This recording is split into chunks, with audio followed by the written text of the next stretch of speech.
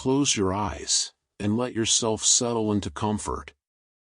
Tonight, we're going on a gentle journey through the landscape of who we are, the quiet patterns that make each person uniquely themselves. Let's begin with something wonderfully simple. Your personality isn't carved in stone. Research shows that our personalities continue to change throughout our entire lives, shifting like sand beneath gentle waves.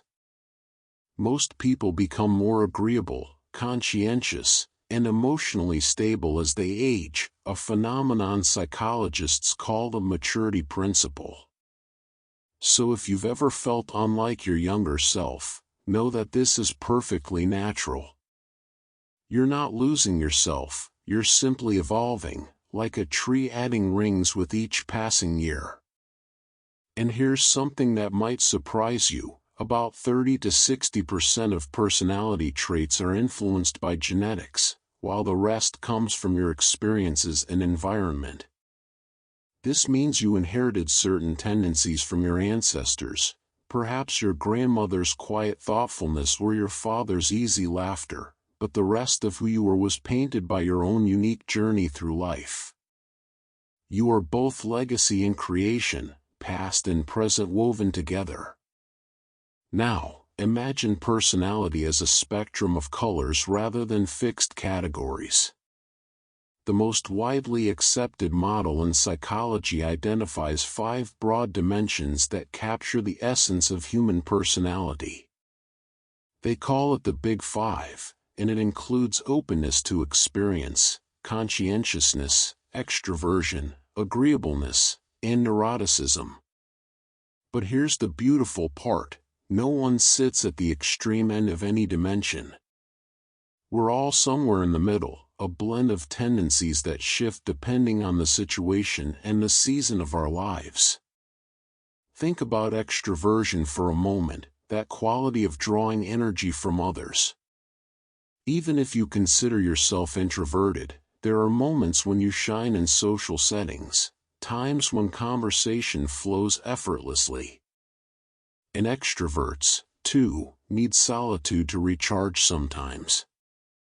Your personality is fluid, responsive, adaptive. It breathes with you. Here's another comforting truth. Having a consistent personality doesn't mean acting the same way in every situation. In fact, we all show different facets of ourselves depending on where we are and who we're with. You might be serious and focused at work, playful with close friends, and gentle and nurturing with children. This isn't being fake, it's being human. Psychologists call this contextual variability, and it's a sign of healthy social adaptation. You contain multitudes, and that's exactly as it should be.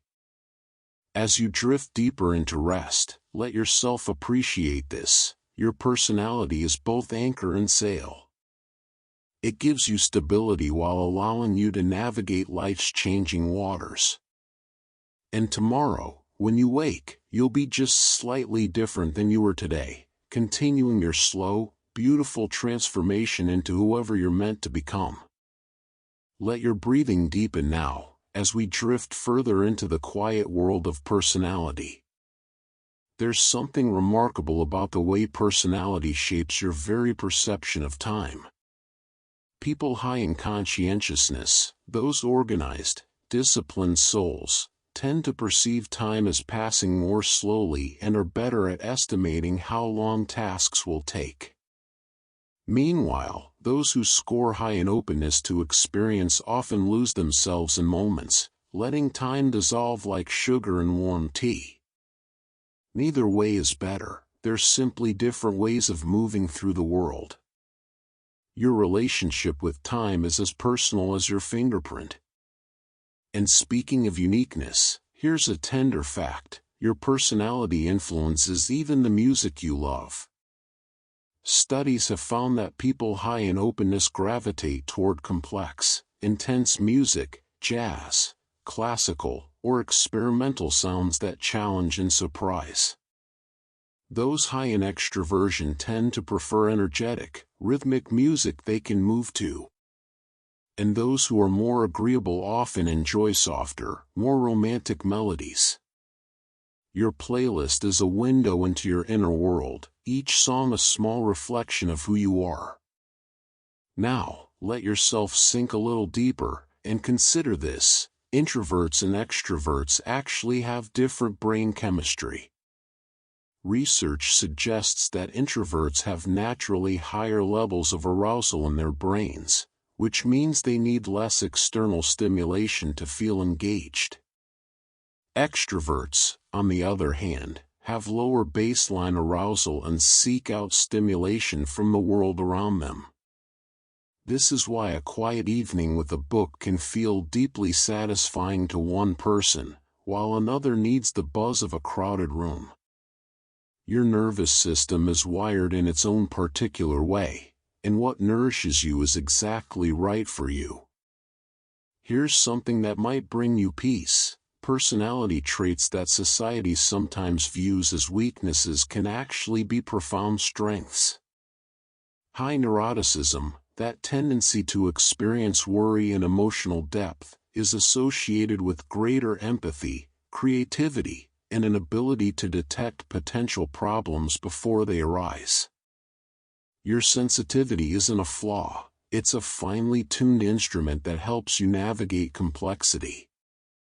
The parts of yourself you might have criticized are often the very things that make you thoughtful, careful, and deeply human.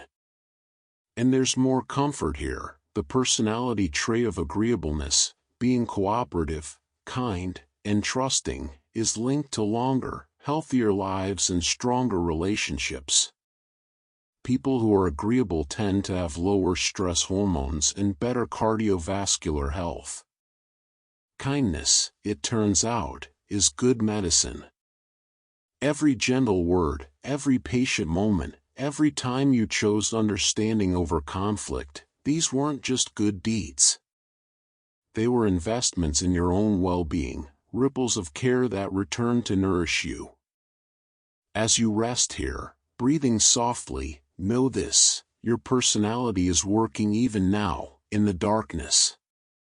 It shapes your dreams, influences which memories surface, and determines how you'll greet tomorrow morning.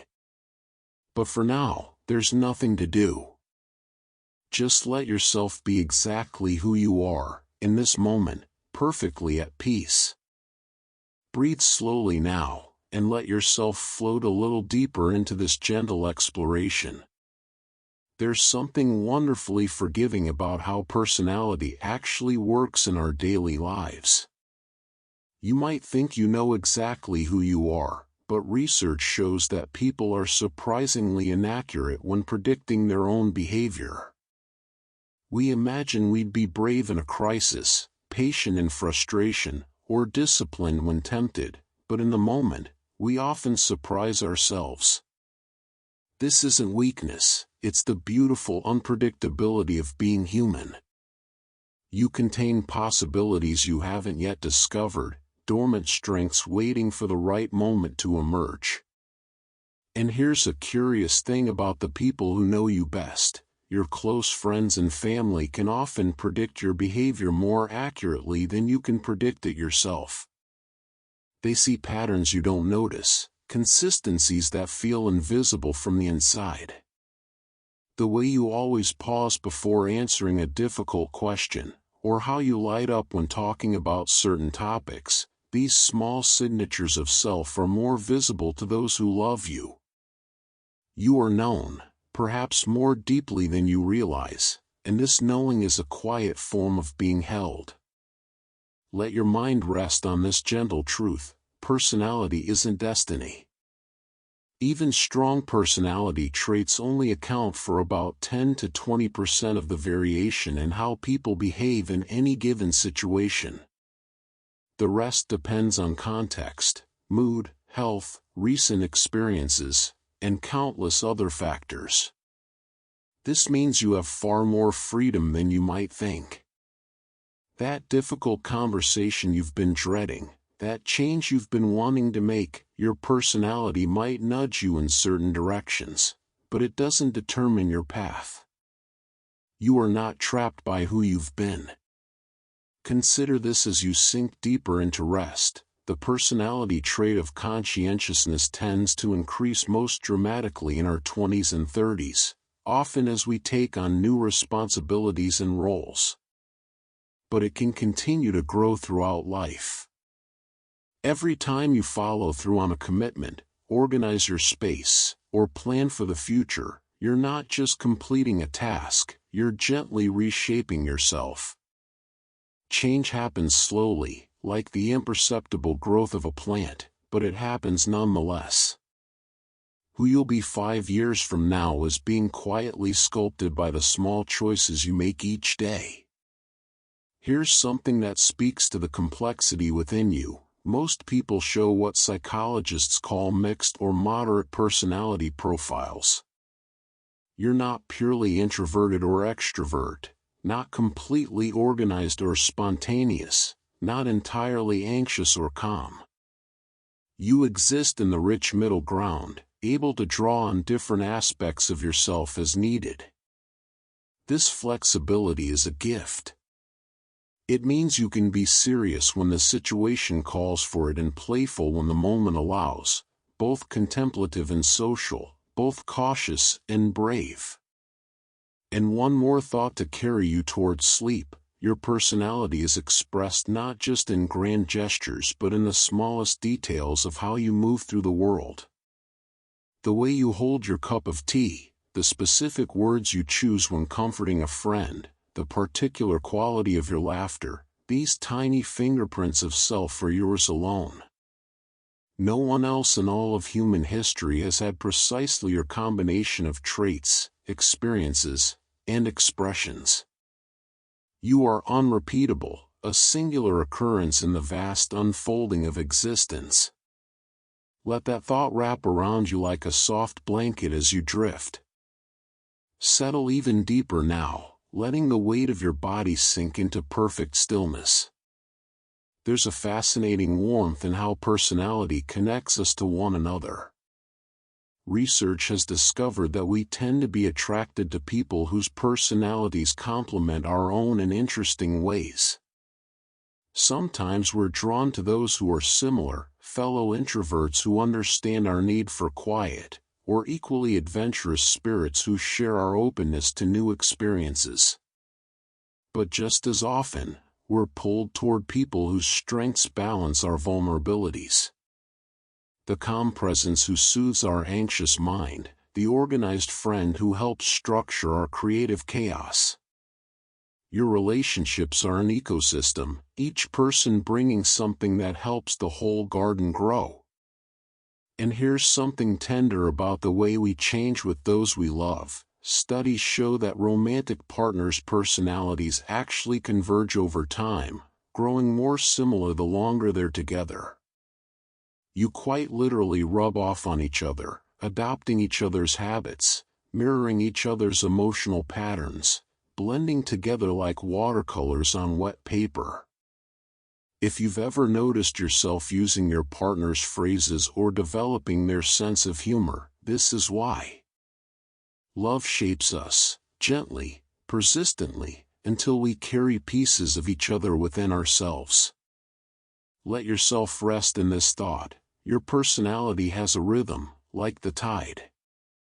There are times when you feel more extrovert, more open, more energetic, and times when you naturally contract inward, becoming quieter and more reserved. These fluctuations are normal and healthy.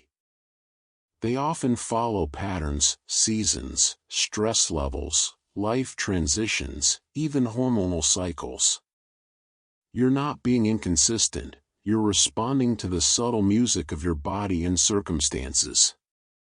Give yourself permission to honor these rhythms rather than fighting against them. Here's a fact that might bring relief: the personality trait most strongly linked to happiness and life satisfaction isn't what you might expect.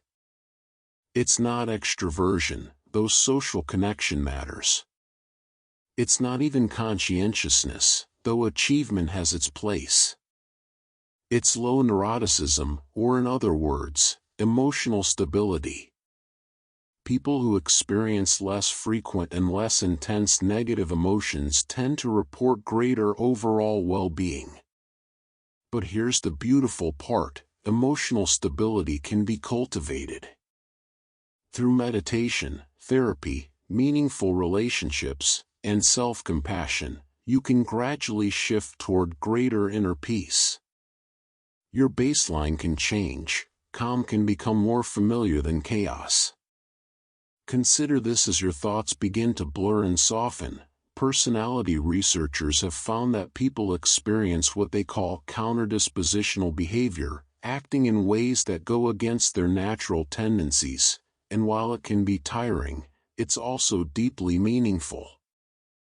The introvert who speaks up at the meeting, the anxious person who tries something new, the naturally reserved individual who expresses affection. These moments of stretching beyond your comfort zone create some of life's most significant growth. You are capable of more than your default settings suggest. And one more gentle truth before you drift further: your personality at rest, in safety, in comfort, this is your truest self. The you that emerges when you're alone, unobserved, free from expectations or performance. That quiet version of yourself, the one that exists right now in the darkness, breathing softly, this is not less real than the self you show the world. In fact, many psychologists believe this private self is the deepest expression of who you are. So rest here, in your authentic core, where nothing is required and everything is allowed. You are enough, exactly as you are, in this moment. Let the darkness hold you gently now, as we drift even deeper into understanding. There's something profoundly comforting about the way personality protects us. Your particular constellation of traits, whatever they may be, has helped you survive every difficult moment you've ever faced. If you're naturally cautious, that carefulness has kept you safe. If you're optimistic, that hopefulness has pulled you through dark times. If you're analytical, that careful thinking has helped you solve problems others couldn't see. Every aspect of your personality, even the parts you've wished were different, has served you in ways you may not fully recognize. You've been taking care of yourself all along, in your own unique way. And here's a tender discovery from recent research: personality is most flexible and changeable during major life transitions. When you move to a new place, start a new job, enter or leave a relationship, become a parent, or face loss. These liminal spaces, though often uncomfortable, are windows of opportunity. The person you become on the other side of transition is partly shaped by the transition itself. So if you're in a time of change right now, know that you're also in a time of possibility. The discomfort you feel is the growing pain of transformation. Let this thought wash over you like warm water. Your personality influences even the way you experience physical sensations. People high in openness to experience tend to be more sensitive to beauty, more moved by art and music, more likely to feel awe when standing beneath a starry sky. Those high in conscientiousness notice details others miss: the alignment of objects, the quality of craftsmanship, the subtle errors in a piece of writing. Your personality is like a lens that tints everything you perceive, making your experience of reality uniquely, intimately yours. The world you inhabit is different from anyone else's world, filtered through the particular prism of your being. Here's something that speaks to your inherent worth: personality traits are not morally good or bad, despite what society sometimes suggests. Being introverted isn't better or worse than being extrovert. Being agreeable isn't superior to being more assertive. Being open to experience isn't more valuable than being more traditional. These are simply different ways of being human, each with its own gifts and challenges, each perfectly valid. The culture you live in might prize certain traits over others, but this is arbitrary, shifting across time and place. In your essence, you are neither flawed nor superior, you simply are, and that is enough. Consider this gentle paradox: as sleep begins to pull at you, the more you accept your personality rather than fighting it, the more easily you can grow and change. Self-acceptance isn't resignation, it's the fertile soil in which transformation takes root. When you stop exhausting yourself trying to be someone you're not, you free up energy to become a fuller version of who you already are. The introvert who accepts their need for solitude can then choose when to stretch into social situations from a place of strength rather than shame. The anxious person who acknowledges their sensitivity can learn to work with it rather than against it. Acceptance is not the end of growth, it's the beginning. And here's one more truth to carry you toward dreams. Research shows that people's personalities tend to match their own self-perceptions more closely as they age. In other words, the older you get, the more you become authentically yourself. The gap between who you are and who you think you should be gradually closes. All those years of trying, adjusting, performing, and adapting slowly give way to a simpler existence, just being who you've always been beneath it all.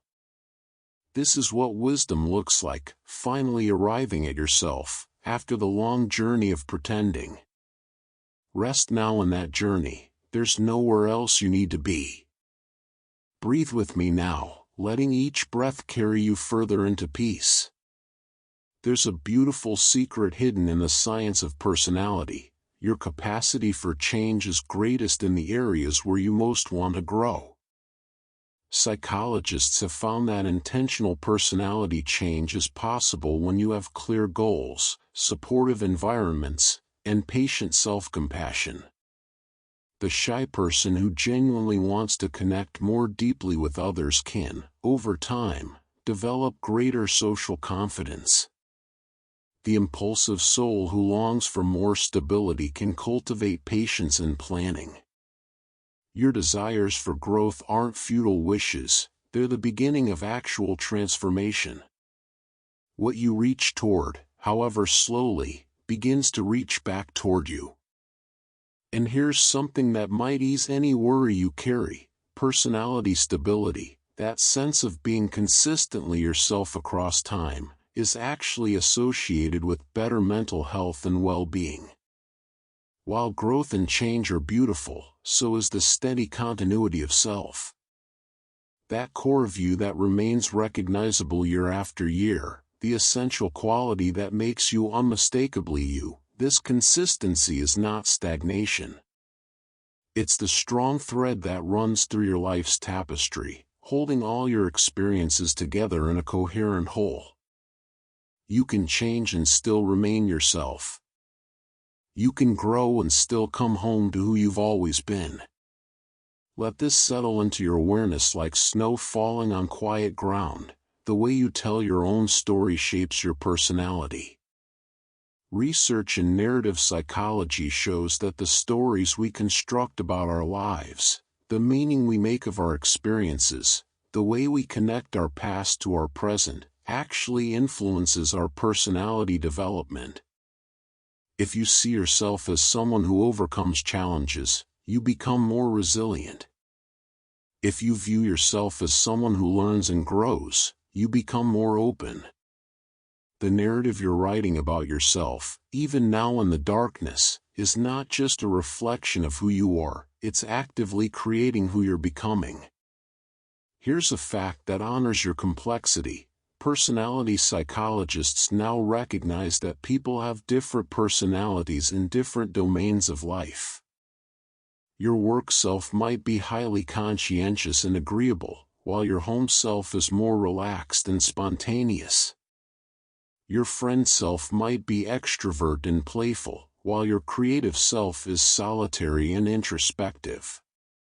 Rather than seeing this as inconsistency, researchers understand it as sophisticated adaptation.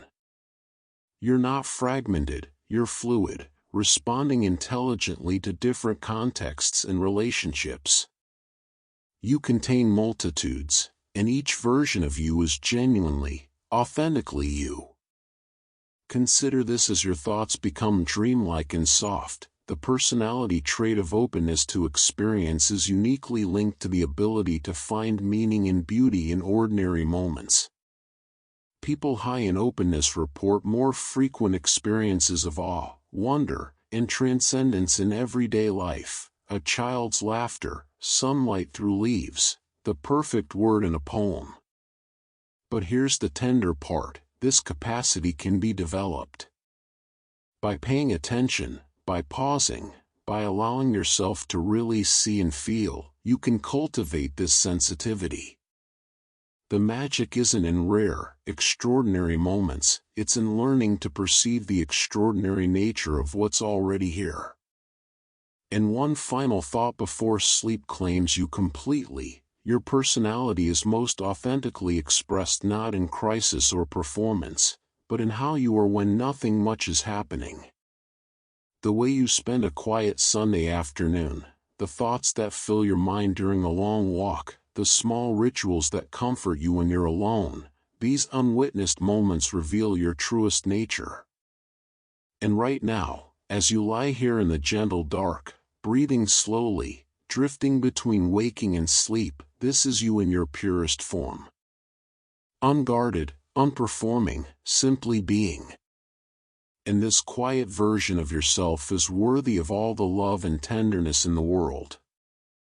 Let yourself go now, softly, gently, into rest. Sink deeper still. There's no hurry, no need to hold on to anything. There's a quiet miracle in the way personality connects you to the natural world. Studies have found that people who spend regular time in nature, walking through forests, sitting by water, watching clouds drift across the sky, tend to experience gradual shifts toward greater openness and emotional stability. Nature doesn't demand that you be anything other than present. It accepts you completely, and in that acceptance, something in you softens and expands. The trees don't judge your introversion, the ocean doesn't measure your success, the mountains don't require you to perform. In their presence, you can simply be, and this permission to exist without striving slowly reshapes you from the inside out. And here's something that speaks to the gentleness of time: personality change happens so gradually that you rarely notice it while it's occurring. It's only when you look back across years that you see how different you've become, how situations that once terrified you now feel manageable, how relationships that once drained you now nourish, how parts of yourself you once fought against have become sources of strength. You are always in the process of becoming, like a photograph slowly developing in darkness. The image isn't finished yet, and that's exactly right. You're still emerging, still revealing yourself, still discovering layers you didn't know existed. Let this truth wrap around you like moonlight: your personality influences even the way you dream. Highly creative and open individuals tend to have more vivid, bizarre, and memorable dreams. Those who score high in neuroticism often experience more nightmares but also more emotionally intense dreams. Introverts may dream more about solitary activities and inner experiences, while extroverts dream more about social interactions. Even in sleep, even in that mysterious realm beyond conscious control, you remain distinctly yourself. Your psyche carries your signature, painting your inner world in colors only you can see. Here's a fact that might bring you comfort on difficult days: personality traits operate on a spectrum, and where you fall on that spectrum can shift slightly from day to day based on sleep, stress, health, and countless other factors. On some days you feel more extrovert, more patient, more open. On other days you're more withdrawn, more irritable, more cautious. This variability doesn't mean you're unstable, it means you're alive, responsive to your inner and outer environment. Give yourself permission to honor where you are today, right now, in this moment, without judgment. Tomorrow you might feel different, and that's the beautiful rhythm of being human. Consider this as you float in the space between thoughts. The people who love you see qualities in you that you may never fully see in yourself. Your particular brand of humor, the specific way you show care, the unique perspective you bring to conversations, these things are often invisible to you but deeply precious to others. You matter to people in ways you don't realize, and your personality, exactly as it is, brings something irreplaceable to their lives.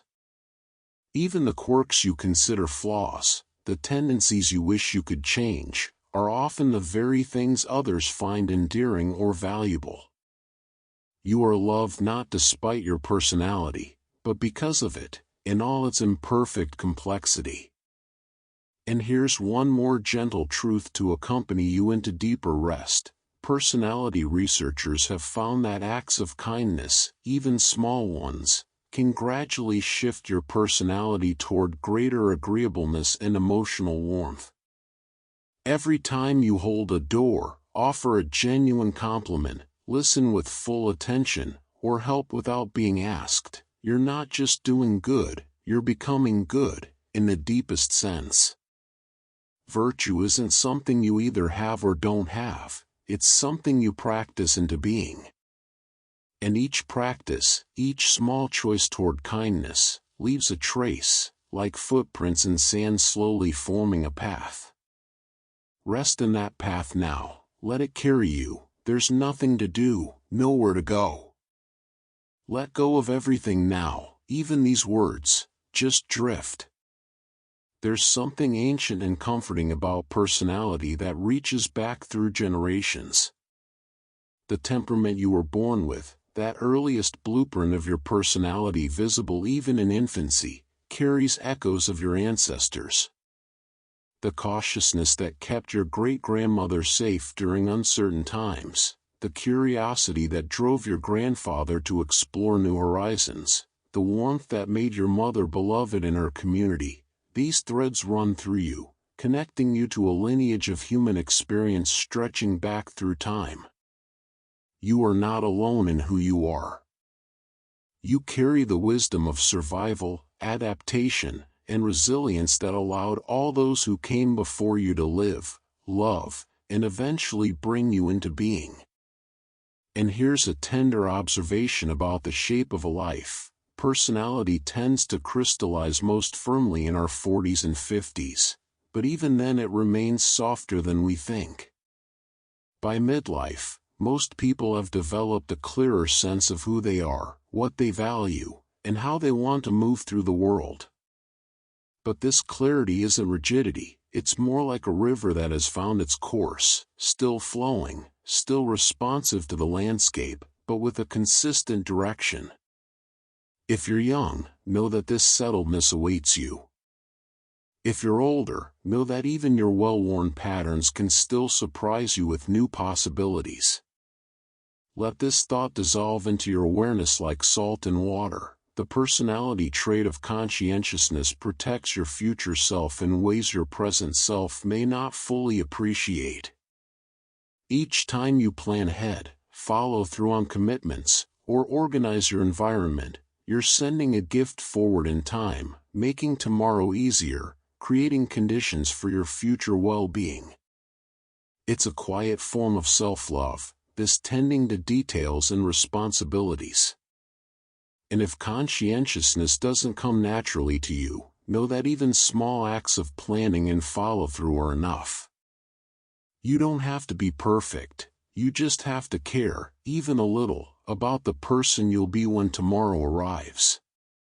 Here's something beautiful about the inner landscape. People high in the personality trait called absorption, the tendency to become fully immersed in experiences, report more frequent states of flow, creativity, and spiritual connection.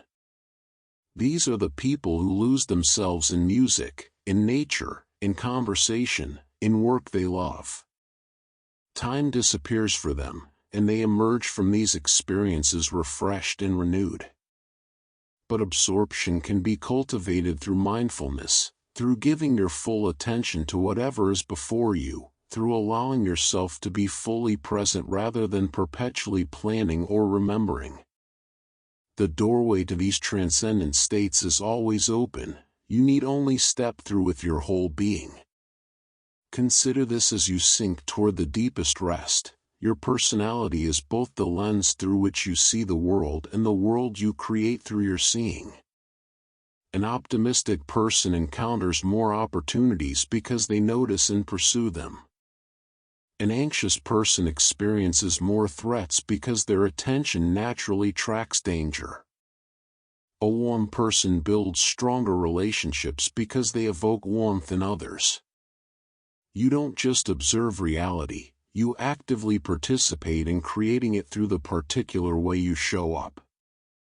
This is power and responsibility both, the knowledge that your inner life shapes your outer experience in profound and subtle ways. And one last whisper before words fade entirely, there's a concept in personality psychology called possible selves, the versions of who you might become, who you hope to be, who you fear becoming. These imagined futures actually influence your present behavior, pulling you towards some possibilities and away from others. But here's the peaceful truth, you don't have to know which possible self you'll become. You don't have to have it figured out. Each morning you wake, each choice you make, each interaction you navigate, these gently guide you toward one future or another, and whichever path unfolds will be the right one, because it will be yours, shaped by the irreplaceable particularity of your being. Sleep now, you are safe, you are whole, you are becoming. Release everything, even awareness, let the darkness cradle you. There's a profound wisdom in how personality adapts to protect you during hardship.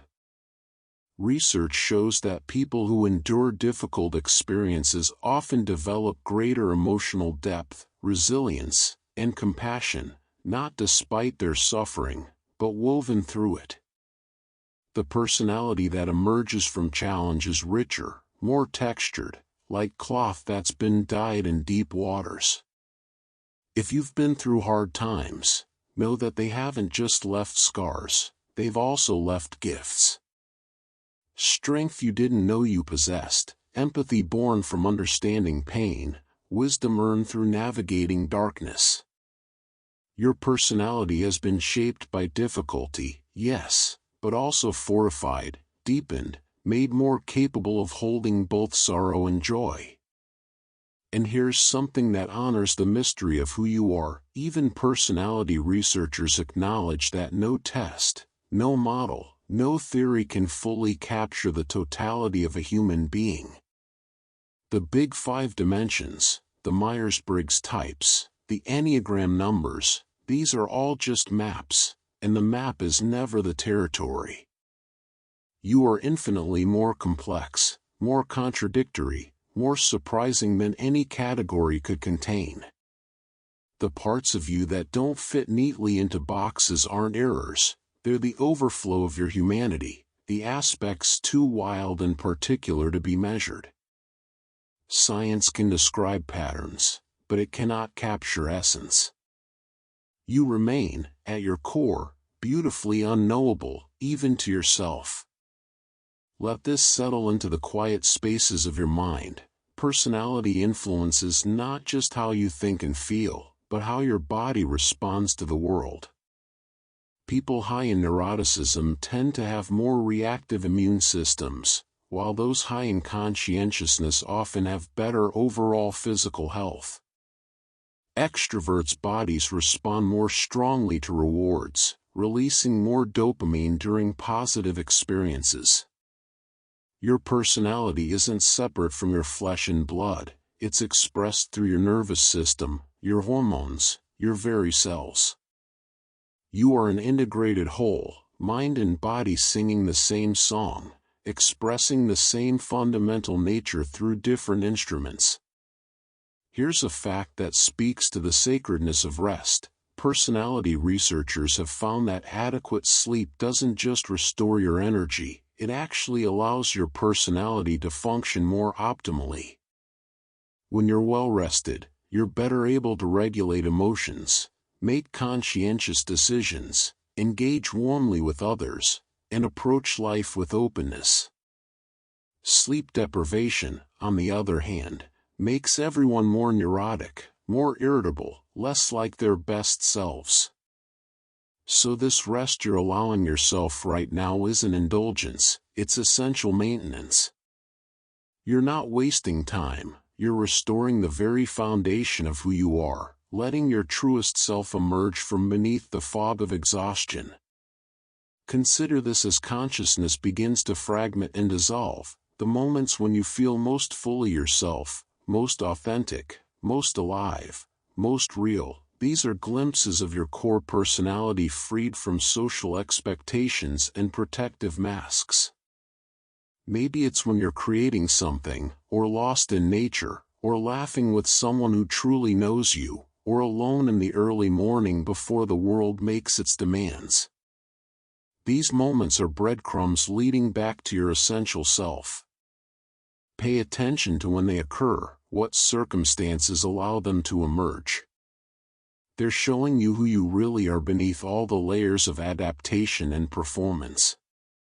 And here, in this liminal space between waking and sleep, know this: your personality at rest, when all striving ceases, when all performance ends, when there's no one to impress and nothing to prove, this unguarded version of you is not your weakest self.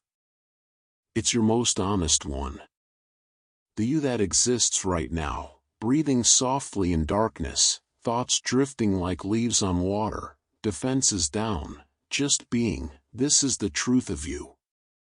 Not the carefully curated version, not the one that tries so hard, but the one who simply is, effortlessly, in this eternal present moment. Just being, just breathing, just drifting, nothing more needed, nothing at all. Float now, weightless, boundless, let yourself dissolve into peace. There's a gentleness in knowing that your personality serves you differently in different seasons of life. The ambitious drive that propelled you forward in youth may soften into contentment as you age. The caution that once felt limiting may become the discernment that protects what you've built. The sensitivity that made childhood difficult may transform into the empathy that heals others. Nothing about you is wasted. Every trait, every tendency, every quirk has its time to serve you, its moment to become exactly what you need.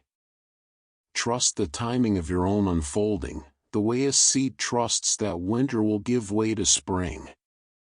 And here's something that wraps around you like a warm blanket: the personality trait of gratitude. Noticing and appreciating the good in your life can be intentionally cultivated, and doing so literally rewires your brain over time.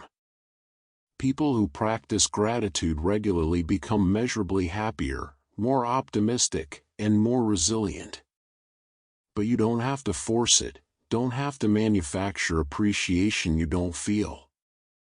Even the smallest acknowledgement, the comfort of your bed, the rhythm of your breath, the peace of this quiet moment, plants a seed. Gratitude grows in its own time, gently reshaping you from within.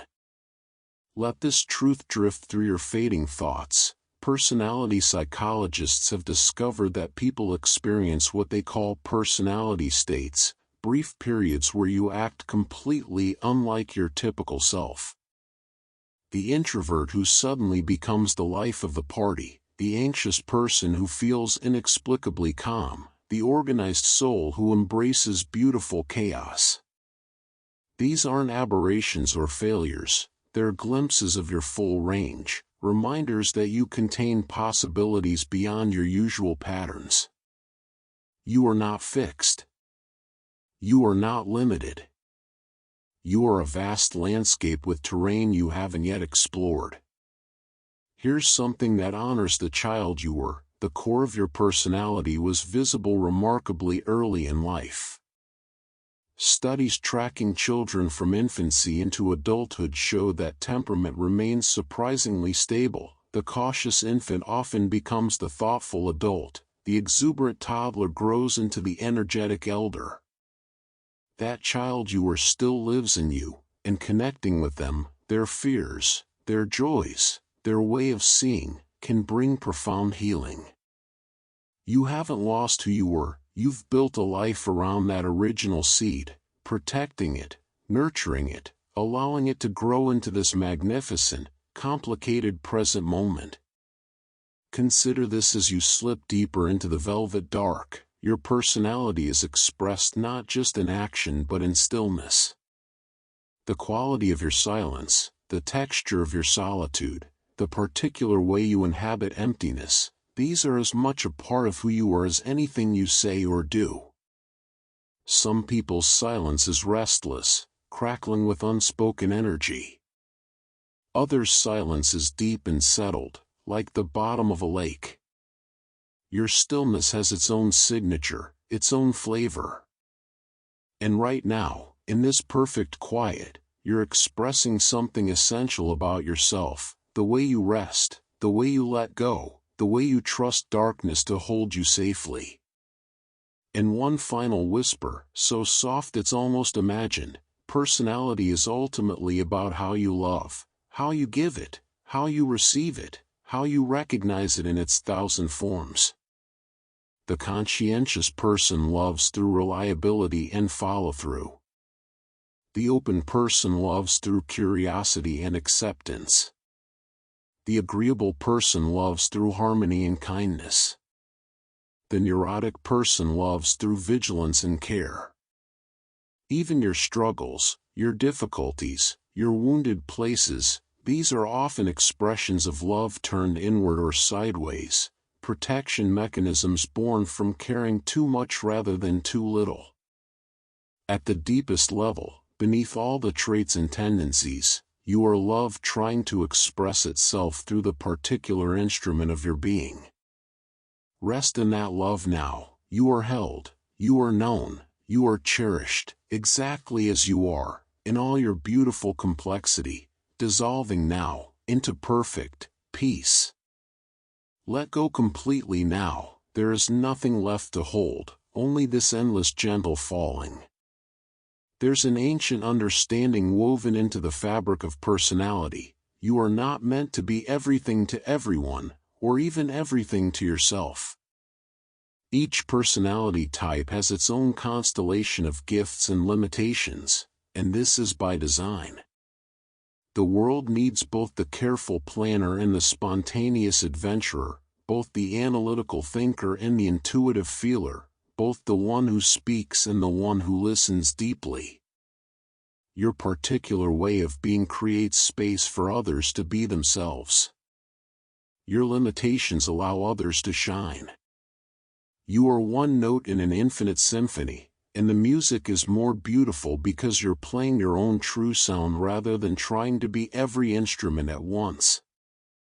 And here's something that flows like honey through tired thoughts. Personality researchers have found that self-compassion, treating yourself with the same kindness you'd offer a dear friend, actually strengthens your personality rather than weakening it.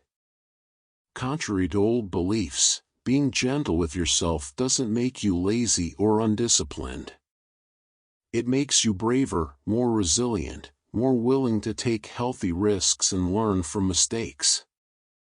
Every moment you speak to yourself with tenderness rather than criticism, you're not indulging weakness, you're building the foundation of genuine strength.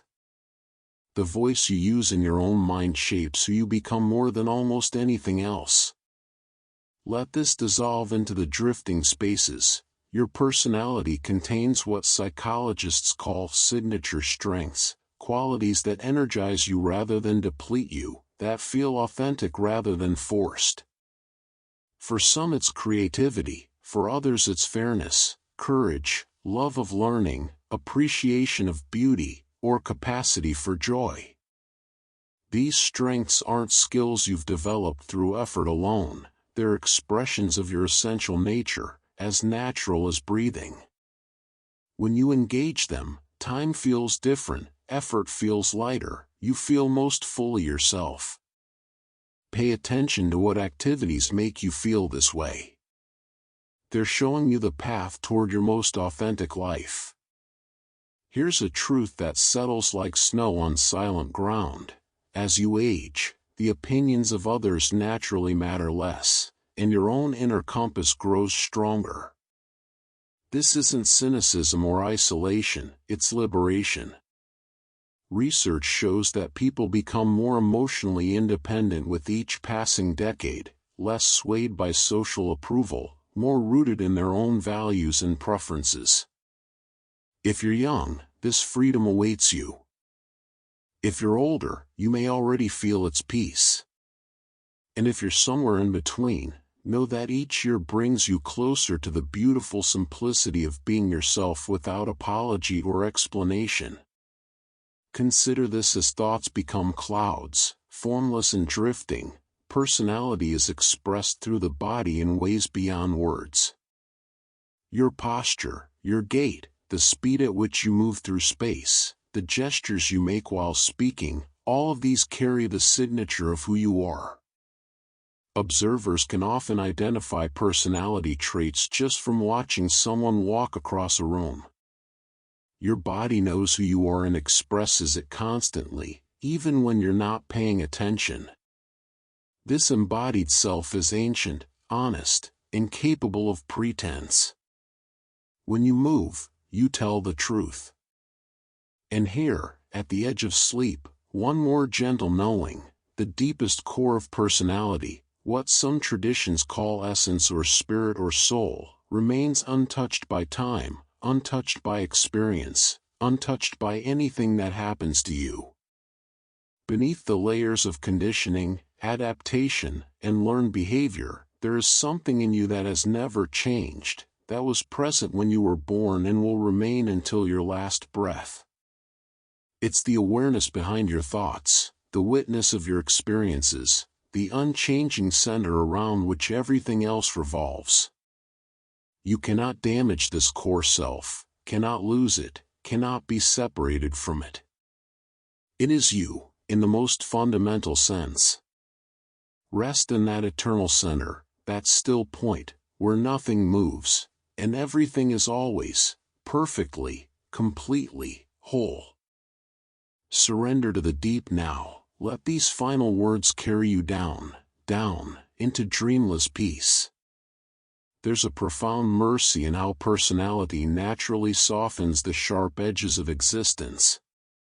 People high in optimism don't experience fewer difficulties, they simply recover more quickly, their minds naturally finding meaning and possibility even in loss. Those with strong social bonds draw strength from connection in ways that reshape their experience of hardship. Your personality is not just who you are, it's also how you're protected, the unique way grace moves through your particular being. The coping mechanisms that come naturally to you, the perspectives that arise unbidden, the resilience that surprises even you, these are gifts woven into the fabric of your nature, helping you navigate the complexity of being alive. And here's something like a lullaby. Personality is not separate from the cycles of nature that move through you. Your energy rises and falls like tides, your moods shift like seasons, your attention waxes and wanes like the moon.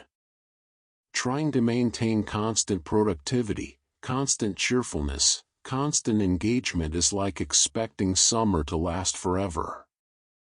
It cannot, and it should not. Honor the winter of your inner life, the times of withdrawal, reflection, and rest. These are not failures of personality, they are necessary rhythms, the breath between breaths, the silence between notes that makes the music possible. Let this final knowing settle into the deepest part of you. Every personality contains its own form of wisdom. The anxious mind that anticipates danger holds the wisdom of preparation and care. The melancholic soul that feels life's sorrows deeply holds the wisdom of compassion and depth. The restless spirit that always seeks more holds the wisdom of growth and exploration. The contented heart that finds enough in simple things holds the wisdom of peace and presence. You don't need to become someone else to access wisdom, you need only to look deeper into who you already are, to trust that your particular way of being has something important to teach you. Here's a truth softer than down. Personality researchers have discovered that the most transformative moments in life often come not from trying to change yourself, but from accepting yourself so fully that change becomes natural, effortless, inevitable. The paradox of personal growth is that it begins with radical acceptance of what is. When you stop fighting who you are, when you stop exhausting yourself with self-improvement, when you simply rest in your own being, that's often when the deepest shifts occur, not through force but through the gentle alchemy of self-love. Consider this as consciousness fragments into starlight. There is no final version of yourself you're meant to reach, no completed form waiting at the end of all your growth and effort. You are always becoming, always unfolding, always revealing new facets like a flower that blooms in slow motion across an entire lifetime. The you of this moment will never exist again. Tomorrow you'll be subtly different, shaped by tonight's dreams, by tomorrow's experiences, by the endless mysterious process of being alive and aware. This impermanence is not loss, it's the very essence of life itself, the river that cannot step into the same water twice. And now, at last, as words dissolve completely into silence, you are enough, exactly as you are, in this moment and every moment. Your personality, with all its contradictions, all its struggles, all its unexpected gifts, is not a problem to be solved but a mystery to be lived. You don't need to understand yourself completely, don't need to optimize or perfect or transcend. You need only to be, to breathe, to exist in your singular, irreplaceable way. The universe has never seen anyone exactly like you before and will never see anyone exactly like you again. You are the only you there will ever be. Sleep now, dear one, you are perfectly yourself, you have always been enough. Let go, let everything go, into the infinite tenderness of this eternal now. Drift deeper still, beyond thought, beyond self, into the vast quiet where all personality dissolves. There's a gentleness in knowing that personality is, at its essence, simply the way consciousness expresses itself through you. Like light passing through a prism, the pure awareness that animates all living things takes on your particular colors, your unique refraction. You are not creating yourself from nothing each day, you are allowing something universal to flow through the specific channel of your being. This is why you can rest. The work of being you is not yours alone to carry. Something larger moves through you, expresses itself as you, and that something knows exactly what it's doing, even when you feel lost or uncertain. And here's something that settles like mist on morning grass. The people who seem most at peace with themselves are not those who have perfected their personalities, but those who have made friends with their imperfections. They've learned to smile at their quirks, to forgive their limitations, to hold their contradictions with tenderness rather than shame. This friendship with yourself, this gentle, amused, compassionate witnessing of your own human complexity, is available to you right now, in this darkness. You don't have to wait until you're better, stronger, more evolved. You can befriend yourself exactly as you are, flaws and all, this very moment. Let this truth seep into the spaces between your slowing thoughts. Your personality will continue to shift and change long after this night ends, long after this year passes, continuing its slow dance of transformation until your final breath. But there will also be moments, perhaps this is one, when you touch something timeless in yourself, something that has never changed and never will. These two truths coexist. You are always changing, and you are eternally the same. You are the river and the riverbed both, the wave and the ocean, the dancer and the dance. Here's a whisper that requires no response. Personality researchers studying the very old, those in their 80s, 90s, beyond, have found something remarkable. Many report a sense of their personality coming full circle, reconnecting with qualities they had in childhood before life demanded so much adaptation. The playfulness returns, the wonder, the simplicity. The long journey through complexity eventually leads back to essential simplicity. If you're young, this return awaits you. If you're old, you may already sense it approaching. And if you're in the middle, know that all the effort and striving eventually gives way to something easier, something more like coming home. Consider this as you float in formless dark. Every trait you possess exists on a continuum with its opposite, and you contain both poles within you, even if one is more familiar. The extrovert contains solitude, the introvert contains connection. The anxious heart contains peace, the peaceful heart contains appropriate concern. The rigid mind contains flexibility, the flexible mind contains structure. You are not one-sided. You are whole, containing everything, capable of accessing whatever is needed in each moment. Your personality is not a cage. It's simply your current resting place on an infinite spectrum of human possibility. And now, in this deepest dark, know this, the consciousness experiencing these words, the awareness that has witnessed your entire life, the you that has remained constant through every change, this is not your personality. It's what lies beneath personality, what observes personality, what remains when all the traits and tendencies fall away. And right now, in sleep's approach, as the constructed self begins to dissolve, you're touching this deeper truth. You are not just the personality you've built and maintained. You are the infinite awareness in which that personality appears, like a wave on an ocean that is so much faster. Rest in that vastness. You are so much more than you think, so much deeper, so much wider, dissolving now, into the limitless, into the eternal, into perfect peace. Let yourself fall now, past sleep, past dreams, into the deepest rest. There's an ancient comfort in understanding that your personality is not your burden to perfect. Across cultures and throughout history, wisdom traditions have recognized that the striving self, the one constantly trying to improve, to become, to achieve, eventually exhausts itself and surrenders. And in that surrender, something truer emerges. Your personality, with all its patterns and preferences, is like clothing you wear. Necessary, protective, uniquely yours, but not the essence of what you are. Beneath it, you remain naked, simple, free. This night is teaching you that truth, showing you what remains when effort ceases.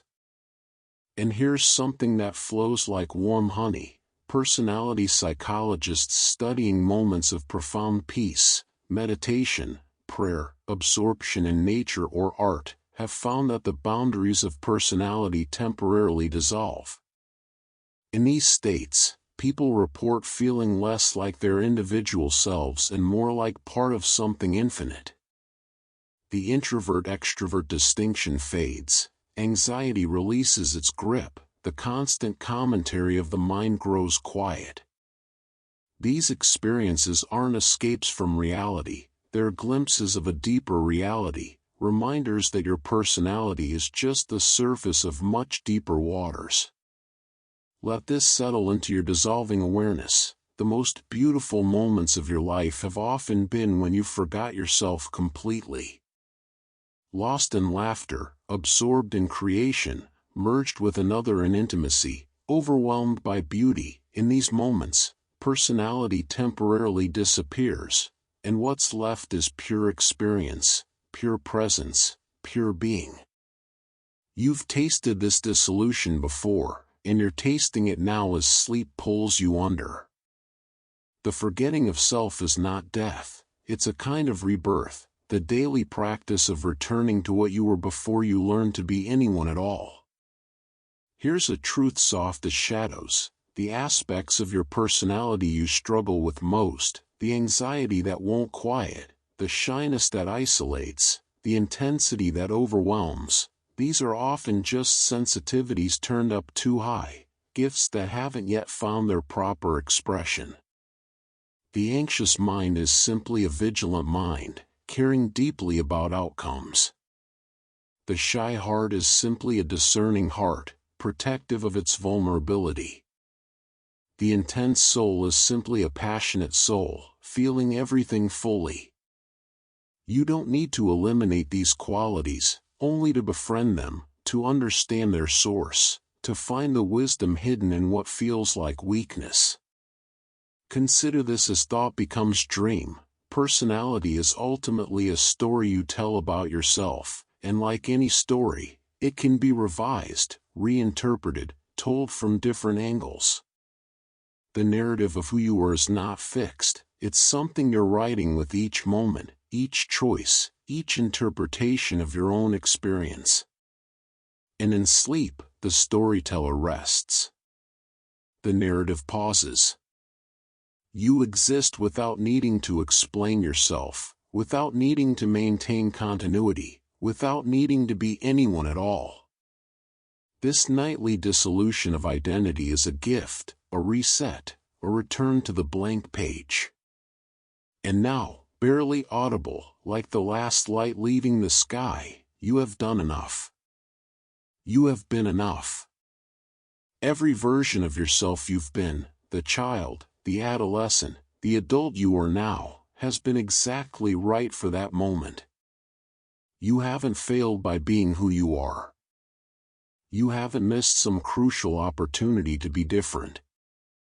Your personality, in all its particularity, has been the perfect vehicle for your journey through this life. Every trait, every tendency, every pattern has served you, protected you, expressed you. And now, you can rest from the work of being yourself. There's nothing left to do, nowhere to go, no one to be, just this, endless, soft, falling, into, peace, complete, perfect, peace. Release even the idea of yourself now, let it all go, everything. There's a sacred understanding held by those who study the deepest layers of human experience. Personality is like a costume the soul wears for a lifetime. Necessary for navigating this world, yes, but not the truth of what you are. Indigenous wisdom traditions, contemplative practices, mystics across ages, all have pointed to something beyond the constructed self, something vast and luminous that observes the personality without being bound by it. Right now, hovering at the edge of sleep, you're closer to that luminous awareness than you were during the busy day. This is your most natural state, formless, boundless, simply present. And here's something that dissolves like sugar in water. Every night when you sleep, you practice dying. Not in a morbid sense, but in the most natural way. You release your grip on identity, on control, on the carefully maintained sense of who you are. And every morning you practice being born again, reassembling yourself, stepping back into the familiar patterns. This nightly cycle prepares you for the ultimate letting go, teaching you that release is safe, that dissolution is not destruction, that you can surrender everything and still exist, transformed but continuous, like water changing form. Let this drift through the last wisps of consciousness. Personality researchers studying near-death experiences report something fascinating. People who have touched the threshold of death often return with their core personality intact but with shifted priorities, less concern with achievement, more capacity for presence, less need for validation, more authentic self-expression. As if coming close to the edge clarifies what truly matters. You don't need a near-death experience to access this clarity. It's available in any moment of complete surrender, any true rest, any genuine letting go. Like now. Here's a whisper from the deep: the most profound healing of personality wounds happens not through analysis or understanding, but through the kind of rest you're entering now. In deep sleep, the mind processes trauma, integrates experience, rewires neural pathways without your conscious involvement. The parts of you that were hurt in childhood, the adaptations you made to survive difficult times, the protective patterns that no longer serve, these can soften and shift while you're completely unconscious. Healing happens in the dark. Growth occurs in surrender. You are being tended to even now, by processes wiser than thought. Consider this as the last threads of awareness unravel. There is no private self that exists separately from everything else. Modern neuroscience and ancient meditation traditions agree on this. The boundary between you and not you is more permeable, more illusory than it seems. Your personality arises in relationship, exists in context, shifts with environment. You are not a separate entity with a fixed personality. You are a process, a flowing, a temporary pattern in an infinite field of consciousness. And in deep sleep, even this pattern dissolves, returning to the field, preparing to emerge again with tomorrow's light. And finally, so soft it might be imagined, you are loved. Not for your personality, not for your achievements, not for anything you do or are, but simply because you exist. The universe that brought you into being holds you still, has never let you go, will never let you go. Your personality is just the shape love takes when it becomes you. And as that shape softens now in sleep, dissolving into formlessness, the love remains, constant, infinite, the ground of all being. No words remain, only presence. Falling, falling, into that love, into that light, into the infinite tenderness that has always held you. Dissolving, dissolving, into perfect. Nothing. Everything. Home. You are already gone, already sleeping. These words reach you in dreams now, in the space beyond space. There's an ocean of gentleness in this truth. Personality is nature's way of allowing the infinite to experience itself through finite form. The vastness of consciousness cannot know itself except through particularity, through limitation, through the specific lens of individual experience. You, with your exact combination of traits, your unique perspective, your irreplaceable way of being, are how the universe sees itself from this one angle that will never exist again. Your shyness, your boldness, your worry, your joy, all of it is the infinite playing at being finite, pretending to be small so it can experience the miracle of being particular. And here's something that needs no understanding, only feeling: the boundaries you've built to protect yourself, the walls personality constructs between inner and outer, self and other, these dissolve naturally in states of deep rest. Sleep researchers have found that during the deepest phases of sleep, the sense of separate selfhood nearly disappears. You're still alive, still breathing, still you, but the vigilant guardian that maintains your identity takes a rest. And in that rest, something opens. Barriers soften. You become porous to grace, to healing, to the quiet reorganization of everything you are. Let this flow through you like wind through empty space. Every personality trait you possess has its season, its purpose, its moment of perfect appropriateness. The cautiousness that feels limiting now may save you tomorrow. The impulsiveness you regret may lead you to necessary change. The sensitivity that hurts may crack you open to beauty others never see. Nothing is wasted. Nothing is wrong.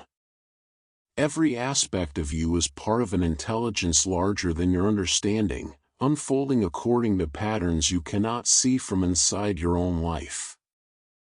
Here's a truth that asks nothing of you. The deepest personality researchers, those who've spent lifetimes studying human nature, often arrive at humility, at mystery, at the recognition that the more they learn, the less they know. You are not a puzzle to be solved, not a problem requiring answers. You are a question the universe is asking itself, and the asking itself is the answer. There's no final understanding waiting, no moment when it all makes sense. Just this endless unfolding, this perpetual becoming, this eternal now that contains all of you, past, present, future, in one timeless embrace. Consider this, though consideration itself is fading, personality is most rigid when threatened, most fluid when safe. And right now, in this perfect darkness, wrapped in silence and softness, you are completely safe. No one needs anything from you. No one is watching. No one is judging. The performance can end. The maintaining can cease. You can let yourself become formless, undefined, just pure potential resting in the dark like a seed in winter soil, waiting for nothing, needing nothing, complete in your dormancy. And now, at the edge of all edges, when you wake tomorrow, you will reassemble yourself, gather up the familiar patterns, step back into your personality like putting on beloved clothes. But something will be slightly different. Something will have shifted in this darkness. The you who wakes will not be quite the same as the you who fell asleep. This is the secret magic of rest. It allows you to die and be reborn without drama, without pain, just the gentle cycle of release and renewal, over and over, night after night, preparing you for all the letting go that life requires. Sleep now, you are safe in the infinite, held in the eternal, dissolving into the nothing that is everything. No self, no other, no boundary, no separation. Only this. Deeper still, past all knowing, into the heart of what has no name. There's a tenderness beyond words in how personality serves as your bridge between the eternal and the temporal.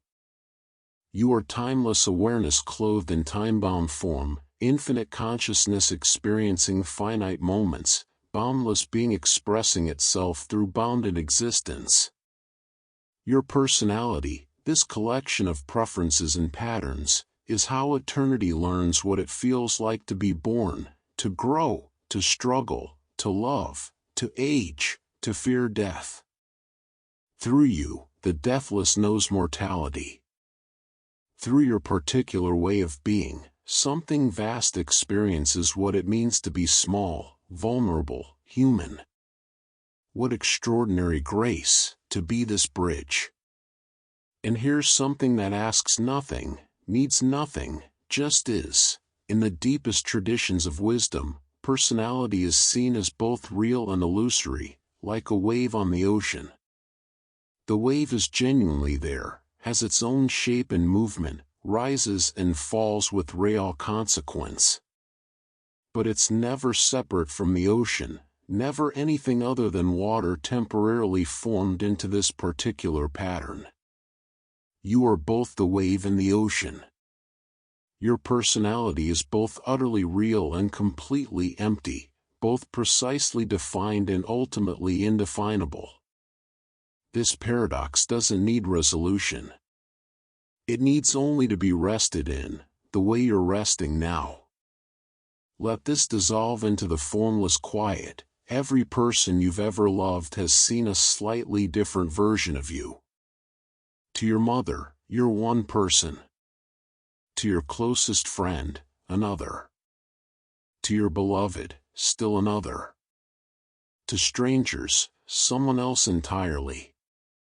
None of these versions is false. They're all facets of the diamond that is you, each angle catching light differently. And in deep sleep, when all these versions drop away, when there's no one to perform for, no relationship to maintain, you return to the uncarved block, the pure potential before it takes any particular shape. This is your truest rest, the relief of not having to be anyone at all. Here's a whisper from the depths: those who have experienced ego death, through meditation, through medicine, through grace, report that what remains when personality dissolves is not nothing but everything. Not emptiness but fullness. Not loss but liberation. The fear that you'll disappear if you let go of who you think you were is the fear of something that has never existed, a separate self that could be lost. What you truly are cannot be lost because it was never confined to begin with. And every night in deep sleep, you prove this to yourself, releasing into apparent nothingness and finding it abundant beyond measure. Consider this: though all considering is fading, personality is the shape your particular karma takes, the patterns accumulated from 1,000 causes, flowing forward into 1,000 effects. But karma itself is not fixed. It's more like weather than destiny, more like tendency than fate. Each moment offers the possibility of new patterns, new responses, new ways of being. And in the gap between sleeping and waking, in this liminal darkness, the old patterns rest. Here, in this weightless floating, you're free, if only for these hours, from the momentum of your history. Here you touch the possibility of complete renewal. And now, barely a breath, hardly a thought, you have always been held. Even in your loneliest moments, even when you felt most abandoned, the universe has never stopped holding you. Your personality is just the shape that holding takes, the specific way infinite love cradles you into existence. Every trait you possess, every tendency, every quirk, these are all expressions of how consciousness itself chooses to embrace you into being. You are not holding yourself together through effort. You are being held together by something so vast it has no name. Held, always held, in arms with no beginning, no ending. Falling, but never landing, because the falling itself is the being caught. Safe, so safe, in this darkness, this silence, this infinite, loving, void. Beyond sleep now, beyond dreams, in the place where all returns. There's a mercy older than stars in this understanding. Personality is temporary shelter in an endless storm of existence, and someday, not today, not tomorrow, but someday, you will set down even this shelter and discover you were never the one seeking refuge. You were the refuge itself. The personality you've carried, maintained, protected, improved, it has served you faithfully, this loyal companion, this necessary fiction. But underneath it, prior to it, you have always been the ground on which all shelters are built, the space in which all storms pass through, the stillness that witnesses everything without being touched by anything. And here's something that requires no comprehension, only surrender. quantum physicists and mystics have arrived at the same strange shore: the observer and the observed are not separate. Your consciousness doesn't exist inside your personality looking out at the world. Consciousness is the field in which both personality and world arise, like dreams arising in the mind of the dreamer. You are not in the universe is in you. Your personality is not who you are, it's an experience you're having, like weather passing through vast sky. And in this deepest rest, the weather stills, the clouds part, and what remains is the sky itself, clear, boundless, untouched. Let this settle like snow on quiet water. Personality dissolution is happening right now, as it does every night, as gentle and natural as breathing. The edges of yourself are blurring, softening, becoming permeable. Soon, perhaps already, you won't remember being a separate someone with specific traits and tendencies. You'll be pure experiencing without an experiencer, pure awareness without content, the eternal witness resting in its own nature. And when morning comes, when personality reassembles like dew forming on grass, you'll barely remember this dissolution, this nightly return to source. But something in you will be renewed, something deeper than memory will know it has been home. Here's a truth spoken into absolute quiet: the great teachers, the ones who've walked furthest into awakening, describe a personality that becomes transparent, still present, still functional, but no longer dense, no longer believed in as ultimate reality. Like a window so clean you forget it's there, seeing only what lies beyond. Your personality can become this, not eliminated, not transcended in some dramatic sense, but simply seen through, recognized as the beautiful, temporary, useful fiction it has always been. And this seeing through begins in moments like this, when you're too tired to maintain the illusion, too surrendered to keep constructing the self. Consider this: though all thoughts are dissolving, every night you practice the ultimate letting go, preparing for that final release when this particular personality completes its journey and returns to the infinite possibility from which it emerged. Death is not an ending but a completion, not a loss but a return.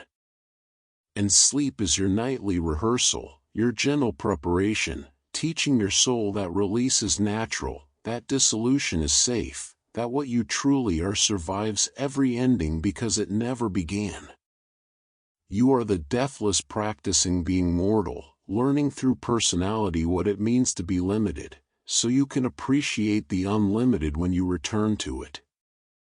And now, in this deepest dark beyond dark, there is nothing to understand, nothing to achieve, nothing to become. The search for better personality, more evolved consciousness, deeper awakening, even these must be released. You are already what you seek. You have always been what you seek. The personality that searches is itself an activity of the infinite consciousness that needs nothing, lacks nothing, has never been incomplete. Rest now in that completeness. Let every effort dissolve. Let every striving cease. You are already home, have never left home, could never leave home, because home is not a place but what you are. Resting, in the source, the ground, the silence before silence. No journey, because nowhere to go. No seeker, because nothing to find. Only this, eternal, this.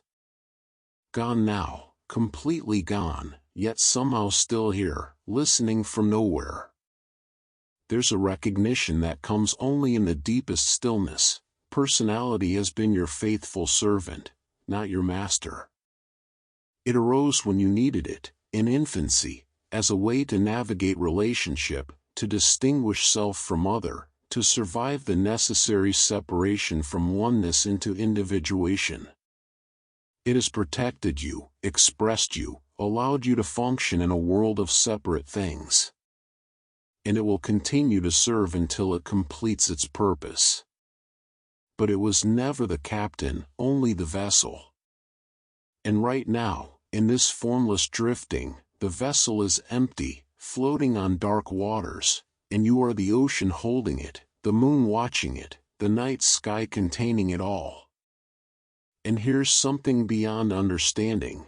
The mystics say that personality is God's dream of limitation, the infinite pretending to be finite so it can experience the joy of discovery, the adventure of becoming, the poignancy of time and mortality. You are the divine playing hide-and-seek with itself, so thoroughly hidden in this personality that you've forgotten you're playing. But in moments like this, in deep meditation, in profound love, in the threshold of sleep, the forgetting lifts slightly. The veil thins. You catch a glimpse of what you were before you were anything particular. And the glimpse is both heartbreaking and hilarious, all this effort to be someone, when you were already everything. Let this truth be present without being grasped. Your personality is composed entirely of memory and habit, past patterns projected into future expectations. But right now, in this eternal present moment, none of that exists. The past is a story, the future a fantasy. Only this moment is real, and in this moment, you have no history, no destiny, no fixed nature. You are pure potential, undefined, unwritten, free. Every second that passes, you could become someone entirely different. You could wake up tomorrow as a new person. The only thing maintaining continuity is memory, and memory is sleeping now, dissolved in dreams, leaving you naked, newborn, innocent of your own story. Here's a whisper that needs no ears, the suffering that comes from personality, the anxiety about who you are, the shame about who you aren't, the exhausting performance of maintaining identity, all of it rests on one simple mistake. The belief that you are your personality, rather than the awareness in which personality appears. Like mistaking the character in a movie for the screen on which it's projected. The character suffers, struggles, changes, dies, but the screen remains untouched, unchanged, simply witnessing it all. You are the screen, not the character. And right now, as the movie of your life pauses for the night, you can feel yourself as the screen, vast, empty, luminous, holding all experience without being defined by any of it. Consider this without considering. The personality researchers who study the very end of life report something profound. As people approach death, personality often simplifies dramatically. The complex adaptations, the carefully constructed identity, the accumulated roles and masks, all of it falls away, revealing something simple, essential, childlike. Many return to a quality of presence similar to infancy, immediate, undefended, purely responsive. The circle completes. The soul returns to its original simplicity. And every night in deep sleep, you practice this return, this simplification, this shedding of all that is not essential, preparing for the final shedding when personality itself is released like a butterfly leaving its chrysalis.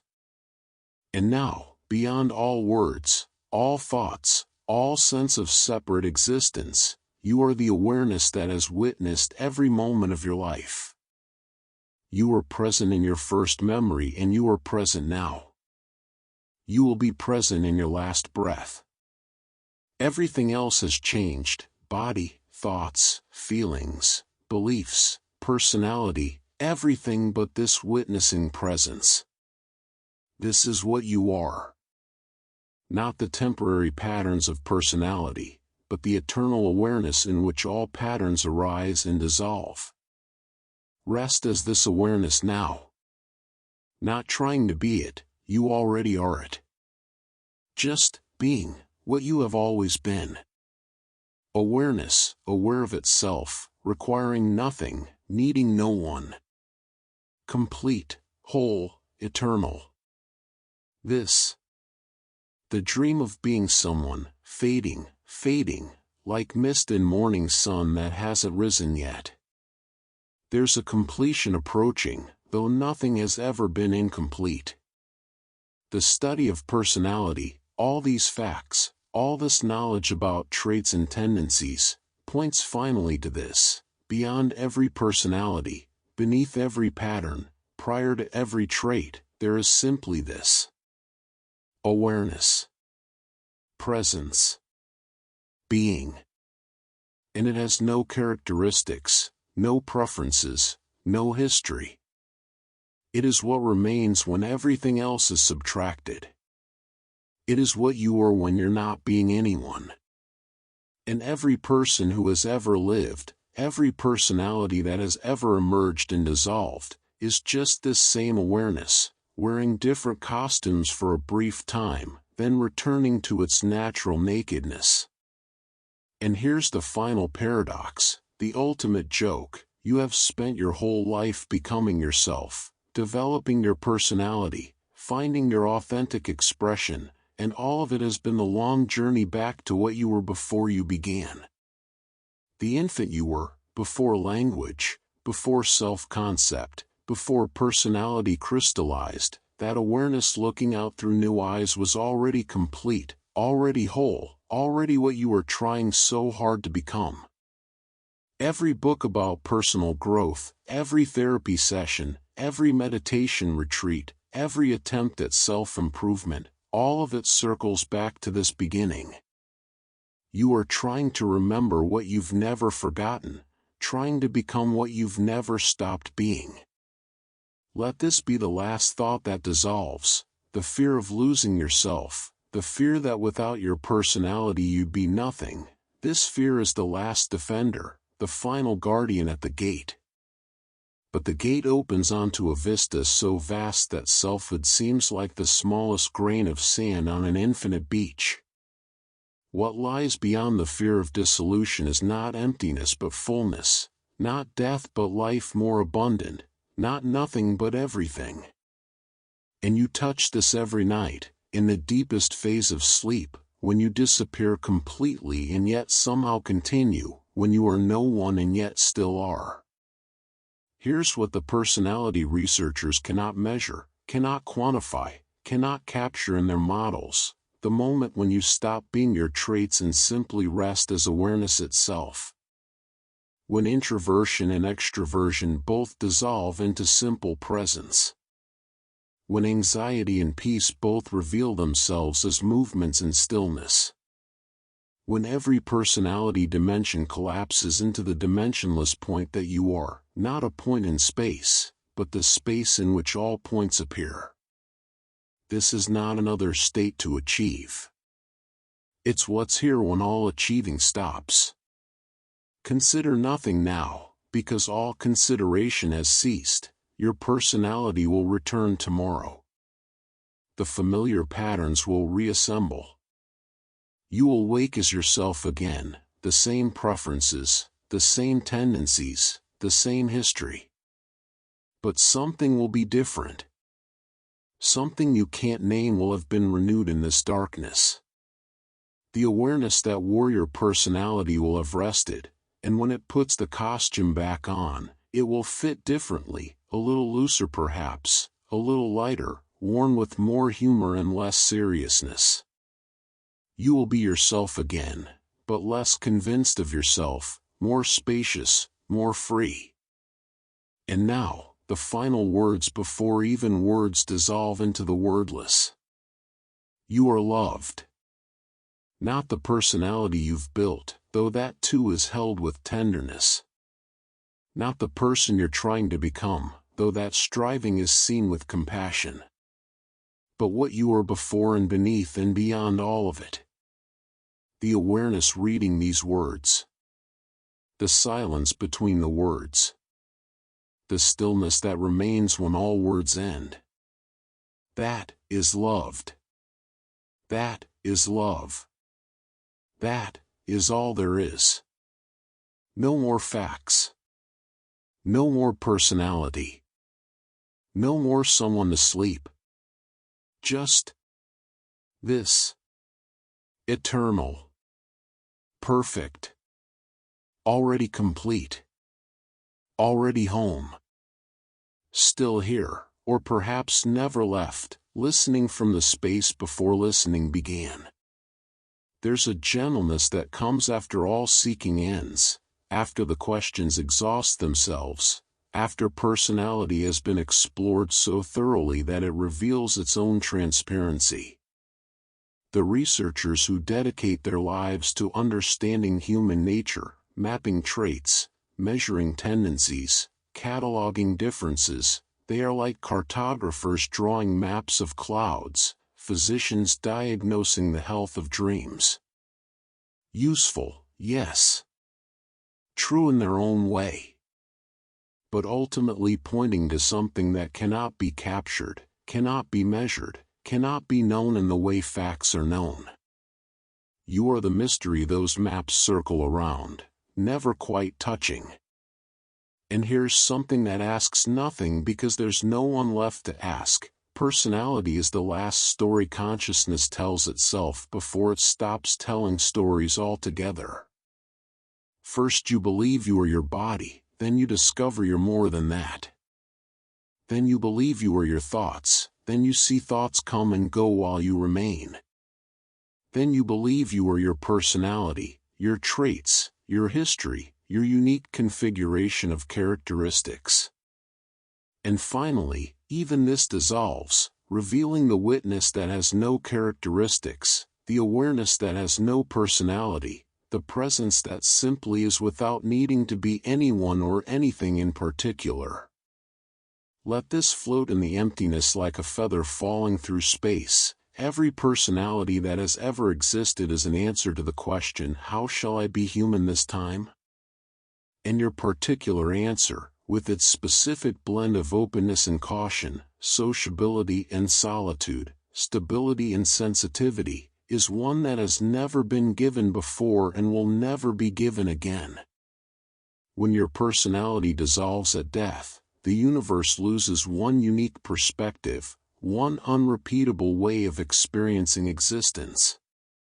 This is both the tragedy and the perfection of form. It arises, expresses, contributes its singular note to the symphony, then returns to silence, making space for new notes, new expressions, new personalities to emerge and dissolve in the eternal dance. Here's a truth that cannot be understood, only recognized. The you who began listening to these words 100 minutes ago no longer exists. That person has been gradually dissolved, layer by layer, word by word, breath by breath, until what remains is not a person at all but simply this. Whatever this is. Presence without position. Awareness without center. Being without boundaries.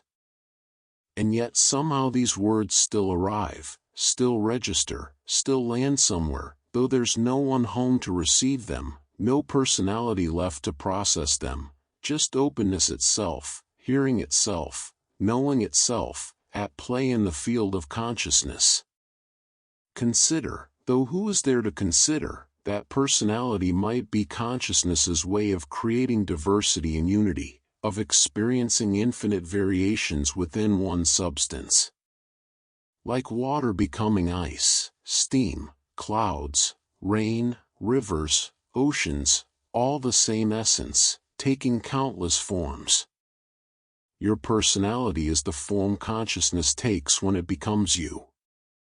And all personalities, despite their apparent differences, are made of the same awareness, the same presence, the same fundamental being.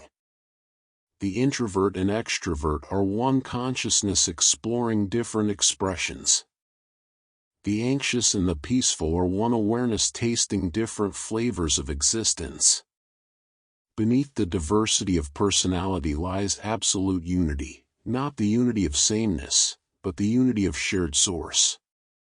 And now, floating in this space beyond space, the ancient ones who mapped consciousness, not through science but through direct exploration of their own depths, they spoke of personality as the outermost layer, like clothes worn by the body.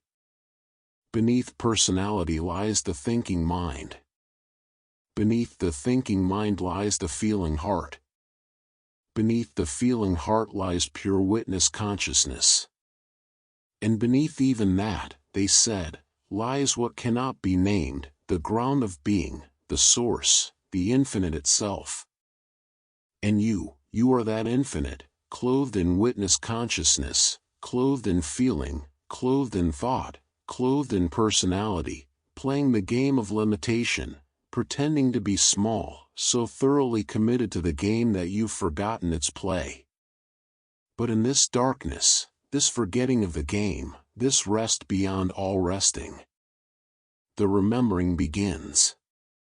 Not with thought, not with knowledge, not with understanding, but with simple, quiet, wordless recognition. Oh, this is what I am. This has always been what I am. Beyond personality now, beyond self, even beyond consciousness of being beyond. There's an understanding that comes when all understanding ceases. The study of personality is ultimately the study of how the infinite hides from itself. Each trait, each tendency, each characteristic is a veil, a distraction, a way for boundless awareness to pretend it's bounded. The trait of conscientiousness creates the illusion of someone who must maintain order. The trait of neuroticism creates the illusion of someone who must worry and protect. The trait of openness creates the illusion of someone who must explore and experience. But pull back the veils, and there's no one there performing these traits, just awareness, playing dress-up, convincing itself it's a particular someone with particular qualities. And here's something that dissolves as it's spoken: time itself is a function of personality. The sense of being someone with a past and a future, someone who was one way yesterday and might be different tomorrow, this requires the persistence of identity across time. But in this moment, in this eternal now where you're hovering between sleep and something deeper, there is no time. Without personality to create continuity, each moment is brand new, unprecedented, virgin. You are being born and dying in each instant, never the same twice, never carrying forward anything except the bare fact of awareness itself. The personality that will wake tomorrow will be as much a stranger as the one that fell asleep, connected only by memory, which is itself just another story consciousness tells.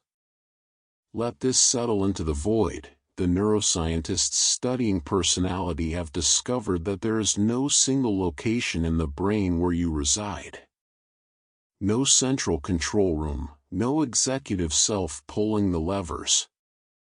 Instead, personality emerges from the interaction of countless neural networks, none of which individually knows it's creating a self. It's like a flock of birds creating patterns in the sky, beautiful, coherent, but with no bird in charge, no central authority.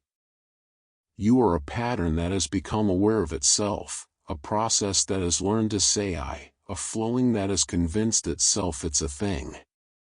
And in deep sleep, the pattern loosens, the process pauses, the flowing reveals its nature, and what seemed so solid shows itself to be gossamer thin, held together by nothing more than habit and belief. Here's a whisper into absolute stillness. Every personality theorist, every researcher, every scientist studying human nature, they are consciousness studying itself, awareness trying to understand awareness, the infinite attempting to grasp infinity. It's a beautiful, futile, necessary game. Like an eye trying to see itself without a mirror. Like a hand trying to grasp itself. The personality studying personality, the self trying to know the self. It can map, measure, categorize, but it can never fully capture, because the measurer is made of the same substance as the measured. Subject and object are one. And the only way to truly know personality is to see through it completely, to recognize it as the transparent fiction it's always been. Consider this from nowhere: the Buddha, the Christ, the awakened ones across traditions. They didn't eliminate personality. They lived through personalities, spoke through personalities, expressed unique individual qualities. But the personalities had become transparent, emptied of the belief in their ultimate reality. Like a flute through which breath plays music, the flute has its unique tone and character, but it knows it's not the source of the music, just the instrument through which the breath sings. Your personality could become this, not destroyed, not transcended in some dramatic way, but simply seen clearly as the hollow reed it is, allowing the breath of being to play through it without obstruction, without claiming authorship. And now, in this deepest fold of night, there is a place in you that has never been touched by experience, never been shaped by conditioning, never been influenced by genetics or environment or anything that has happened to you. It exists before personality, beneath it, prior to it. Some call it essence, some call it soul, some call it Buddha nature or the Christ within or the Atman. But names don't matter here. What matters is the recognition, however faint, however fleeting, that this untouched place exists in you. It's been here all along, witnessing everything, changed by nothing. And it's closer than breathing, nearer than your own heartbeat. It's what's reading these words, though no one is reading. It's what's resting, though no one is resting. It's what you've always been. Silence opens like a flower that blooms into more silence. No personality, no person, no path, no goal. Just this, awareness, aware of nothing in particular. Being, aware of being, aware of being. Infinite regress, infinite progression, same thing, no thing. Home. Nowhere left to fall, because there was never anyone falling, only the falling itself. There's a grace beyond comprehension in how personality serves as training wheels for consciousness learning to ride the bicycle of embodied existence. In childhood, you needed to believe you were someone. It was developmentally necessary, psychologically essential, existentially required. The formation of ego, the crystallization of personality, the development of a separate self, all of it was perfect, inevitable, the way a seed must become a shoot before it can become a tree. But training wheels, however necessary, are eventually meant to be released. Not violently removed, not rejected with disdain, but gently, naturally outgrown. And some never remove them, and that's perfect too. But for those who do, the riding becomes effortless, the balance becomes natural, and what once required so much effort happens by itself. And here's something that exists in the space between thoughts. Personality researchers studying centenarians, those who've lived 100 years or more, report a curious phenomenon. Many describe feeling ageless, as if the accumulated years haven't touched something essential in them. I feel the same inside as I did at 20, they say, or I look in the mirror and wonder who that old person is. The personality ages, yes, becomes more mellow, more accepting, more simple. But beneath it, awareness remains eternally young, eternally new, untouched by time.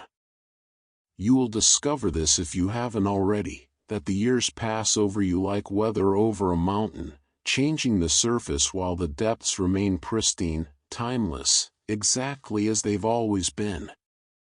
Let this truth be present like moonlight on water. Every moment you've ever experienced has happened in the present. Every memory was once a present moment. Every plan for the future will only exist when it arrives in the present. There has never been a moment outside of now. And personality, which seems to exist across time, connecting past to future, creating continuity and identity, it too exists only now, only here, only in this eternal instant. The story of who you've been and who you're becoming is being written fresh in each moment, and in deep sleep, when the writing pauses, it's revealed that the page was always blank, the story always beginning, the self always new. Here's a whisper that needs no listener. The mystics speak of a state beyond personality called dying before you die, not physical death, but the death of identification, the end of believing you are the constructed self. And they say this death is not grim but liberating, not loss but gain, not darkness but light. Because what dies is only the illusion, and what's revealed in its death is what was always alive, what can never die, what is life itself. You touch this edge every night in sleep, the edge where the constructed self dissolves, but usually you're too unconscious to notice. But sometimes, in the threshold between waking and sleep, there's a moment of lucidity where you can watch yourself disappear, witness the dissolution, and discover that witnessing continues even when there's nothing left to witness. Awareness persists even when there's no one aware. Consider this from the space of no mind, all the facts about personality shared across these hours, the big 5 traits, the genetic influences, the brain chemistry, the developmental patterns, all of it true at one level, all of it useful, all of it pointing to something real. But like fingers pointing at the moon, the facts are not the thing itself. You cannot know yourself through facts. You cannot discover what you are through knowledge.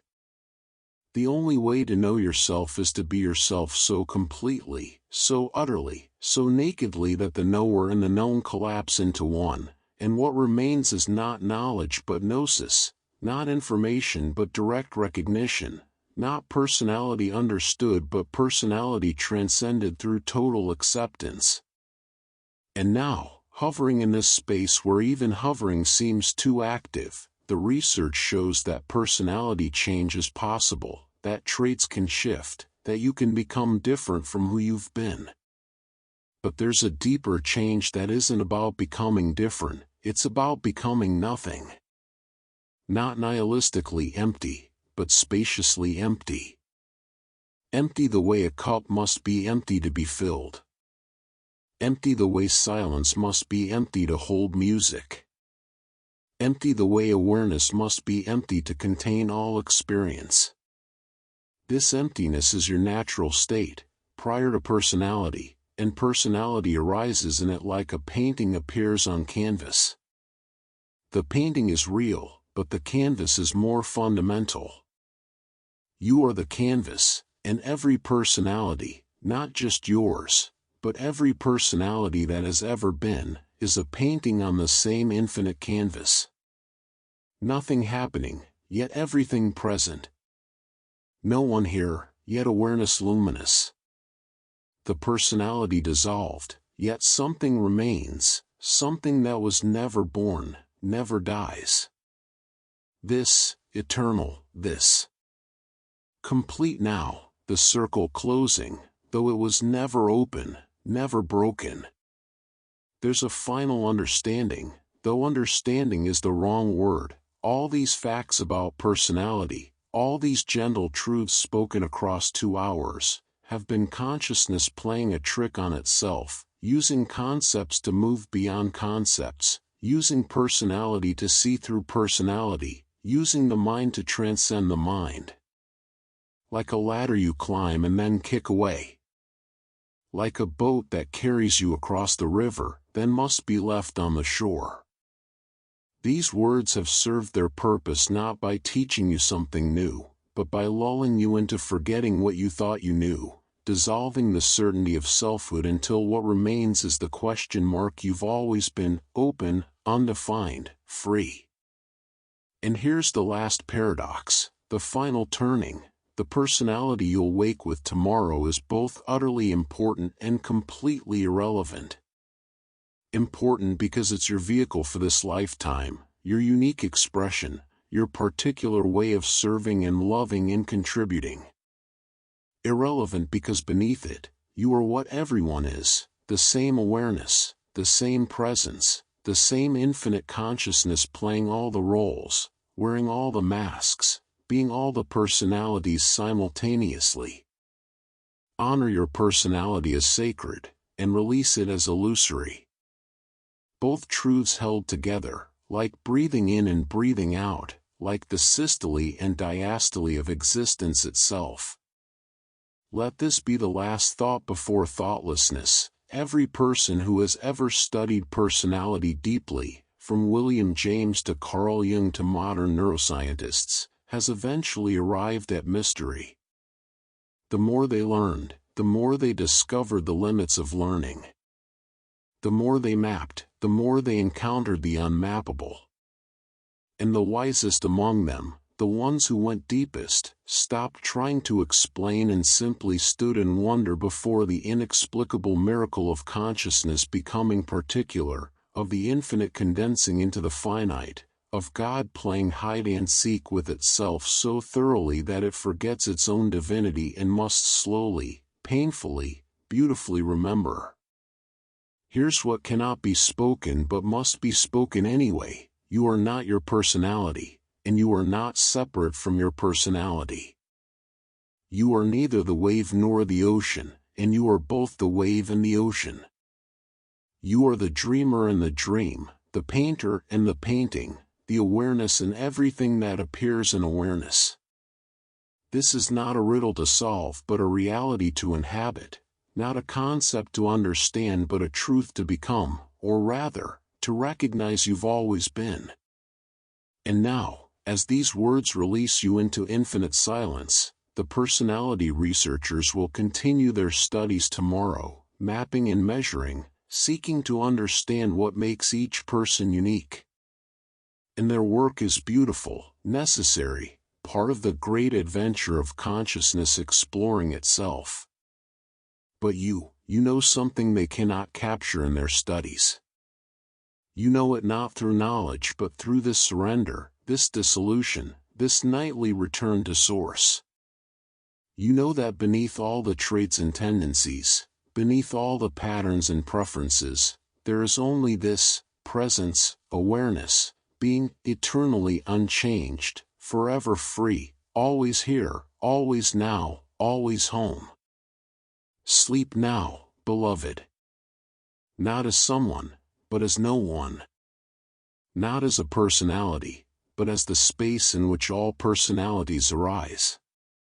You have traveled so far, through so many words, so many ideas, only to arrive where you've always been.